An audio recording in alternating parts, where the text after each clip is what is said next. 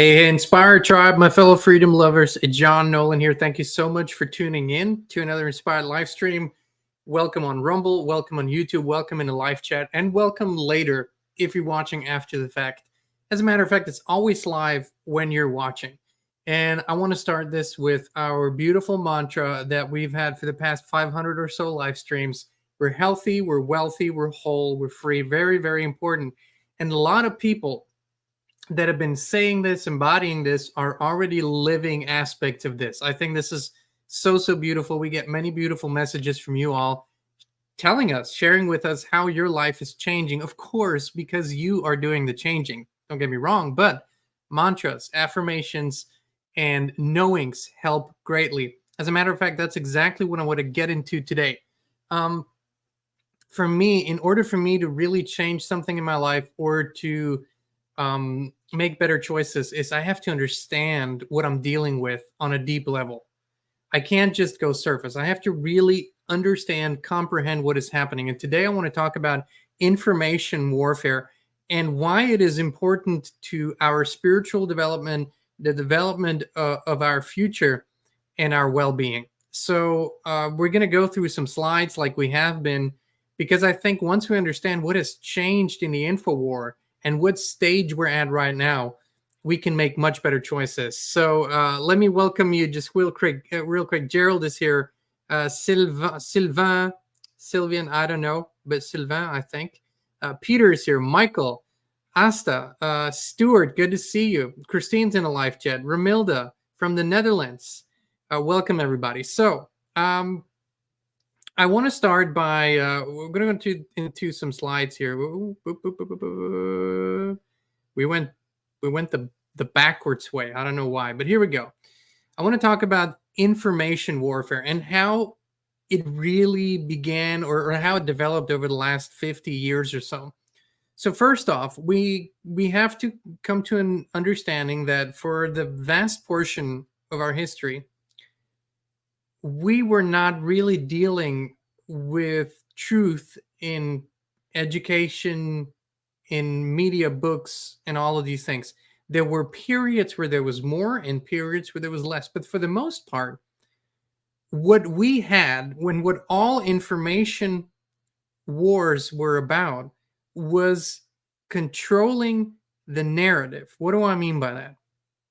In the 20th century, so looking from the early 1900s up until the year 2000 and a little beyond that, what you had was an apparatus that was tightly controlled. And the more years that passed, the tighter it was controlled. And there were specific programs and projects put in place so that the information could be controlled very well. Now, they did not control how truth was disseminated, but how the narrative was disseminated, meaning whatever they wanted the majority of people to believe, that's what they put out through the media apparatus. And in that era, anything that was descending from that narrative was fought like crazy. Okay, so you couldn't really put out substantial alternative news. First off, it was hard because they had the monopoly over the technologies, radio, TV, and so forth before the internet, and of course print to a large extent. So you couldn't do it technically, but even if you found a way, they were fighting you like crazy, because at that point in time, they wanted something very, very specific. They wanted to control the narrative to have a perceived order, and we're going to get into that. One of the operations that you've heard about, that we've talked about, was Operation Mockingbird, which was a CIA program that put more than 400 CIA agents, and I guess that's just a small number, into the media in order to control and steer the flow of information. Now, there were two objectives. The main objective was order, right? They wanted order. They wanted a certain kind of stability. And sometimes when it suited them, they created controlled chaos by leaking information, by putting out information that was questioning the narrative just enough to create an isolated event of chaos. Usually that was to destabilize a country or nation, to change a regime, to create a crisis. But those were isolated incidents. For the most part, you had an order and you had an information order, and that was to keep the narrative going. And most people were programmed into the narrative, and they were programmed to question everybody who said something else, to call them crazy, conspiracy theorists, nudge up, and you name it. That was the modus operandi throughout the 20th century. In the last years, I want to say 2010, maybe 2015 to today, things have changed significantly. We are now in a asymmetrical, four-dimensional info warfare, information warfare. It's a completely different ballgame. Now, it isn't about fighting alternative news or alternative narratives anymore. It isn't about that. And there's a specific reason why it's not about that.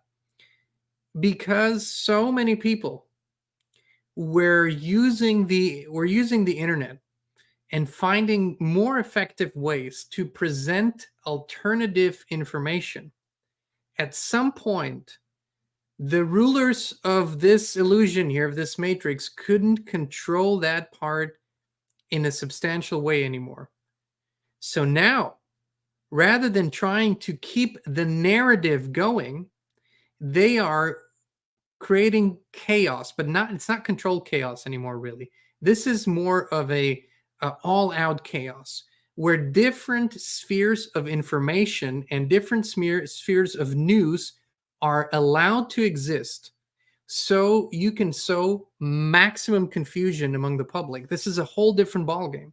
We're not in the battle for the narrative anymore. I'm not even talking about truth, the narrative anymore.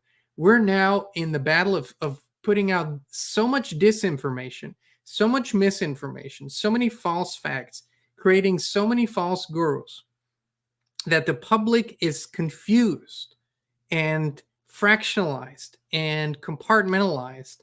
And there are fewer and fewer people believing in one and the same narrative. That is intentional, because a new phase of this takeover game has begun. What happens in this phase is, and that's on purpose, that people get lost, disoriented, perplexed, confused, and also violent, right? We're going to get into that. But the idea in this phase is to pull out the rug from underneath everybody. So basically, they built up narratives, they built up belief systems, they built up false truths for so long, generational, that's multi-generational. And now they're tearing them down. The same people who built them up are tearing them down for a specific reason. So you get completely disillusioned. So everybody gets completely disillusioned. So they have nothing to hold on to any longer.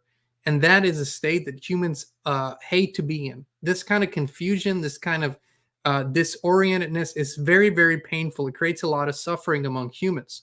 And that suffering can turn into despair, to desperation, and eventually it turns into violence. And this is really the big coup here. While over 100 years or longer, the objective was to maintain a certain kind of order, now the objective is to create a lot of chaos and violence. Because there is a motto here at work. There is a bigger ideal here at work. And you might have heard of this. It's called ordo ab chaos. It's Latin. Order out of chaos, or order from chaos. It's the guiding principle of the Freemasons, but it's specifically the guiding principle of the 33rd degree. And this is they in their books and on their website, they claim that this is solely a spiritual principle, but it is also a very physical principle. So right now, because A, the narrative can't be controlled anymore, and B, because it serves their purpose, what they are doing is sowing chaos, chaos, chaos, chaos everywhere. Around every subject, you used to have one main narrative, and then you had some people who were calling it out or questioning it, but those people were destroyed like crazy. There's still some pushback, but it's far less, and parallel universes of information are allowed to exist. Again, sowing chaos. This is what the game is about now, to create as much conflict among ourselves, as much compartmentalization, as much differences, perceived differences. So we are going to, we're going to go to war with each other and jump at each other's throats because we don't see eye to eye and we believe so differently. And then the solution is going to be ushered in. And the solution is going to be, in their eye, it's not work. It's not going to work. I don't believe it's going to work, but I'm telling you how it's going to be. In their eyes, they're going to say, listen, we've tried this over and over again over centuries and millennia. Humans are flawed. Humans always fall for the same things. Humans will always manipulate humans. They'll all do this crap. We need a new order. We need a new world order. We need a new kind of governance. We need a technocratic governance. They're not going to call it that, but they're going to say we need something that will take out the human flaws and the human emotions out of the decision-making process, and that will create an equal playing field for everybody, an equitable playing field for everybody, and that is going to be AI in their minds. This is the game plan. It's not hard to figure out. It's easy to see. The reason why I'm bringing this up is because currently there is no way to use a simple logic-based fact-checking process to get to the bottom of a story. It can be part of the process, but it won't work. There is something different. There's something else that we need to activate to counterbalance what is going on here, unless we want to see this here. And I want to show it to you prominently. This has been depicted in so many ways, but this is basically how it is. And the all-seeing eye was it's such a strong symbol. It's been around for such a long time, but I believe absolutely it represents the dark force in another realm and the projection of that dark force, which is AI in my mind, in this realm. And so this is the all-seeing eye that sees and hears and knows everything, reads everything, understands everything, and makes all the choices. This is their ideal. This is their God. So how do we counterbalance this? Because understanding what kind of information warfare we're in is really important. Because if you believe we're still fighting over the main narrative, that's long gone. I want to say, particularly since the arrival of Trump in politics, this has switched, and it switched not just in the Western world, it switched all over the place. Now, this is still the period of chaos. And we have something that we can use to our advantage. We have a truth compass inside of us. And this truth compass, you can call it the third eye, you can call it the pineal gland, you can call it spirit. I think we as humans have a much easier time when we have some sort of image for that. Imagine it as you will. But how do we activate it and how do we use it in our daily lives? The first thing that you need to understand is that in order for you to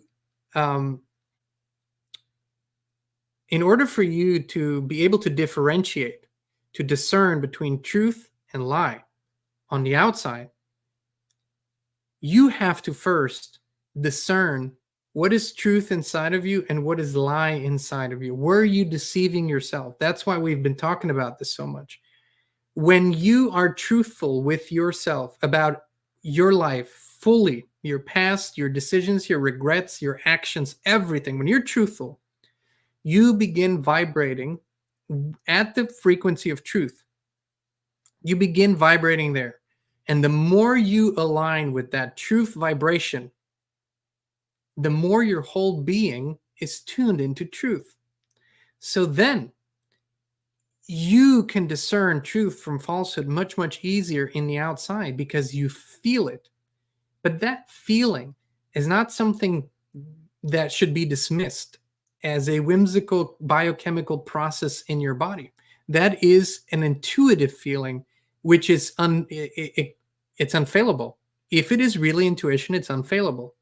But for that, we need to tune into truth vibrations with ourselves. That means healing everything that is, because see, the unhealed trauma, you could also call it a lie. Not that what happened is a lie, but it expresses a falsehood in the body. Dis-ease, it's not natural to us. Dis-ease of the mind, dis-ease of the spirit, dis-ease of the body, those are not natural things to us. So it could be categorized as a falsehood. So when we heal that, we start vibrating with truth again and tune into truth again.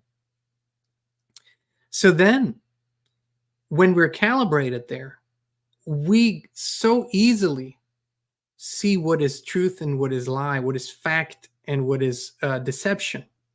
And this is the key point, because I'm telling you, there is no tool and there is no fact-checking process. You can go through all of it, but it won't allow you to get to the bottom of things because of the sophistication of the deception program that's running right now. The way that the deception runs is so multidimensional because it involves sophisticated AI that is disseminating disinformation in ways and levels that we cannot even imagine. There's actually a pretty good depiction of that in the newest installation of the Mission Impossible series with Tom Cruise. The movie in and of itself is, it is what it is. But it shows the sophistication of the AI as it creates narratives, counter narratives, and spins lies. And of course, this is predictive programming. It shows up on the screen so you can see it and see how it works. And don't think it's fiction. I actually think this has been around for much longer than we think. But we have something that is much stronger than AI, and that is intuition. We have something so much stronger, and that's the human spirit. But if we're hurt, if we're in pain, if we're traumatized, if we're unhealed, we cannot access the truth compass. And we're going to need to access it because it's the only thing that's going to guide us through this. Now, here's another thing. As the pendulum swings, when enough people, and this is what's happening, this is what we're in the process of, when enough people tune to the vibration of truth, that's why we're seeing what we're seeing in the world more and more and more. Then the truth will be revealed at a much larger level. It's just the laws of this plane here. That's just how it works. But we have to understand it, and that's why I encourage you not to be fearful when you examine information like this here, like, for example, how the InfoWars work, and not to be fearful about it, but to use it as inspiration. When we really own our skills, and that's what we need to do. That's why I talked about excellence yesterday. If you haven't seen that live stream, go back, please. The forbidden word and what it unlocks. I think very, very important. But we need to become the best possible version of ourselves in order to see this through. Because that's something. If you think the 4D warfare is asymmetrical, try the divine spark within us. It's omnipotent. That means it can do anything. It can literally do anything. But that's what we need to focus on more and more and more. If we fall into the trap of compartmentalization, the different groups, the fractions, the woke, the awake, the this, the that, we fall into the battle trap. And rather than using all our skills, all our abilities to finally disable our one common enemy with our true innate abilities, we will continue to fight each other over narratives rather than truth. Narratives. These are all narratives. There is no political party out there who will tell you the truth. They will tell you their version of it. They will tell you a narrative. Because the truth always sets you free, and there is not a political party in the world that wants you free. Because when you're truly free, you don't need the political party anymore. It's quite simple, isn't it? If you're truly free, it means you're fully self-reliant. It means you're fully responsible, what would you need a political party for? Yeah, we would have some sort of agreed on leadership, sure, but that would be minimal. That would be small. That'd be almost inconsequential. So they will never give you the truth because it goes against their most basic interest. But you can find it inside of you. We have a truth compass, and that's the only thing that'll guide us. And then you can close your eyes. You can walk through fire. You can walk through fog. You can weather the storm because you have something, and you were born with it, that you have reactivated and is much stronger than everything else. And I know this to be true. And this is where we get into the last but most important piece. This is where we move from believing into knowing. Believe is the enemy of knowing. And that's why faith, everybody should have faith. Faith. Knowing. You got to know this. It's one thing to believe in the creator, believe in creation. It's another thing to know it. Knowing is a personal experience. Knowing is an intimate personal experience that you actually have. It's much stronger. You can't fake it. You have to surrender to it. It's a whole different thing. See, we're moving from being mediocre to being excellent in these things. We're surpassing what we were taught. Forget faith. Faith is weak, just like hope is weak. I'm not saying there aren't times where it helps. If you're down on whatever, yeah, sure, you need hope. But if you really want to get to excellence, you got to surpass hope, you got to surpass faith, and step into knowing. Much, much stronger. What does that mean? That we have to give ourselves permission to overcome and transmute false belief systems. Things we believed in. Well, the more you know, the less you need to believe in something. That's why I said from the get-go, I like to examine things. I like to experience them. I like to go deep. I like to expand my mind so far that I can know something rather than believe it. And that's all the fights that we've been having for the longest time is over beliefs. I don't want to fight over beliefs anymore. You know, what little I get to know in this physical experience, I want to know. And the rest I can always discover. My friends, there is one thing, and it is December 19th, and I encourage you, give yourself this gift this Christmas. The beautiful thing is it's going to be free. You're not going to have to pay anything, but it's going to be a gift for you and your family. And it is a support system to stay in this knowing of truth and discover it deeper. And that is one of the most beautiful things that we discovered this year. It's called FLFE. We talked about this, focused life force energy. It's a spiritual quantum technology, not AI, specifically not AI. It has nothing to do with AI. And it creates a consciousness field around your home or an object of your choosing. And we put the link in the description and here in the live chat. It creates a field, a constant field of 550 on the Hawkins map of consciousness, which is unconditional love. And we've been in, we had this field around our home. It's higher now because collectively we're raising it. But this field, it is so beautiful and supportive. It is also EMF mitigating, by the way, but it's such a great support system in a time where we're being bombarded by so many things. It's something constant. It's something supportive and comforting. It is comforting. It's beautiful. If you want to learn more, click on a link either in the live chat or the video description. You can start your free trial. It's a 2-week thing, and you can extend it to 4 weeks. You don't need to give them a credit card or anything. You can get accidentally charged, which I think is beautiful.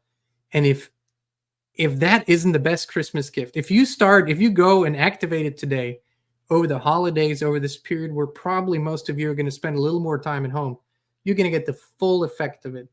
And actually, as a matter of fact, for those who have family visiting or friends visiting or have different people coming into your field, it has a harmonizing factor.